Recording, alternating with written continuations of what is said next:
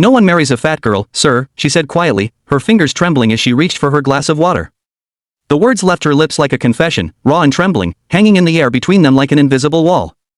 The restaurant lights reflected in her eyes, soft but guarded, as if she'd spent too many years learning to shrink herself before anyone else could make her feel smaller. Across the table, he didn't move for a moment, didn't even blink. The CEO who built an empire with his calm precision and sharp eyes suddenly looked like a man struck by something he couldn't calculate on a spreadsheet. He smiled, not mockingly, but with the kind of warmth that melts years of frost someone learns to carry in silence. Then, he said softly, let's prove them all wrong. The evening shifted in that instant, not with thunder or music, but with quiet understanding. And if you stay till the end, you'll see how two broken people, one who stopped believing she could be loved, and one who forgot what it meant to feel, ended up teaching each other something neither had known they'd lost. It started on a rainy Friday evening in Karachi. Zara had almost cancelled the date 3 times before leaving her apartment. She'd stared at herself in the mirror, tugging at the hem of her navy blue dress, the one she bought after losing 12 pounds last year but never felt brave enough to wear. Her friends had begged her to try just one blind date. They'd said, what's the worst that can happen? Zara knew the answer. The worst was always the same, the long pauses, the glances that slid away when she smiled too brightly, the politeness that never hid the quiet judgment. She walked into the restaurant, heart pounding so loudly she thought others could hear it. The hostess led her to a table by the window where a man in a crisp white shirt and gray vest sat, scrolling through his phone. Aram Malik, the CEO of Malik & Company. Everyone knew him, the headlines, the charity galas, the whispers. 32, successful, elegant, the kind of man who belonged to glass offices and glossy magazines. He looked up when she arrived, and for a moment, Zara wanted to disappear, but he stood up immediately, smiling in a way that made her chest tighten, not the polite corporate smile she'd expected, but one that actually reached his eyes. You must be Zara, he said, his voice low and steady. She nodded, trying to hide her nervousness as she sat down. They began talking, slowly at first. He asked about her work. She was a copywriter, passionate about stories and words but forever stuck behind campaigns she didn't believe in. He listened. Really listened. And she found herself laughing, the tension loosening, until dessert came. And somehow, the conversation veered toward relationships. He said lightly, you don't seem like the type who'd stay single for long. She looked down at her plate, the spoon clinking softly. You'd be surprised, she whispered, and before she could stop herself, the words tumbled out, the one she'd carried for years like a secret scar. No one marries a fat girl, sir. The silence that followed was the kind she'd known too well. But this time, something was different. Aram didn't look away. He smiled, not pity, not shock, just a quiet certainty. Then, he said, his tone steady as if making a deal with fate, let's prove them all wrong.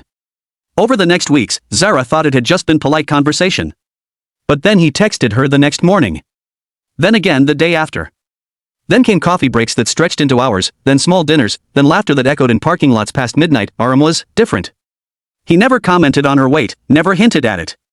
When they walked into a room, he never acted like he was doing her a favor by being seen with her. He treated her as if her presence was something natural, almost essential, and for Zara, that was terrifying, because she had learned to expect rejection so early that acceptance felt foreign, like sunlight after years underground. When she told him about her past, the ex who'd said he liked her personality but not enough to introduce her to his friends, the relative who'd told her she'd better start dieting if she wanted a future, Aram listened quietly, his jaw tightening but saying nothing. Then one night, as they sat on the rooftop of his office building, the city light stretching endlessly beneath them, he said something she never forgot. Zara, you don't need fixing. You need peace. And anyone who can't give you that doesn't deserve your presence. She blinked hard, the tears surprising her. And what about you, Aram? What do you need? He smiled faintly. I need to remember what love feels like. I lost that somewhere along the road to success. They grew closer, not through grand gestures but through quiet moments, her leaving notes on his desk, him bringing her lunch when she forgot to eat, their shared silences that said more than words ever could. But love never arrives without its tests. The first came when photos of them leaked online, him, the CEO, and her, the plus-sized girl the media didn't hesitate to label. The comments were cruel, merciless. He's doing charity work, one said. Publicity stunt, said another. Zara saw it all. The whispers at his company meetings, the way his PR team begged him to clarify their relationship. That night, she showed up at his house, her eyes red. You don't have to protect me, she said. You can tell them it's nothing. I'll understand. He stared at her for a long time, then stood, walked over, and handed her his phone. On the screen was his official statement, already posted. She's not a rumor. She's my choice. Her breath caught. Aram, he smiled softly. Let's prove them all wrong, remember? And they did. Slowly, painfully, beautifully. He started showing up with her at public events. She launched a blog about body confidence that went viral, using her story not as tragedy but triumph. Together, they faced the world, not as the perfect couple people wanted to label, but as two imperfect souls who dared to love each other loudly. Months later, at their wedding, Zara stood trembling in her ivory dress, tears blurring her vision as she looked at the man waiting at the altar. He met her eyes and mouthed the same words that had started it all: "Let's prove them all wrong." She smiled, radiant, tears running freely. "We already did. And if you were there watching them, feeling the hush in the crowd as she walked down that aisle, you'd understand what real love looks like. Not perfect. Not filtered.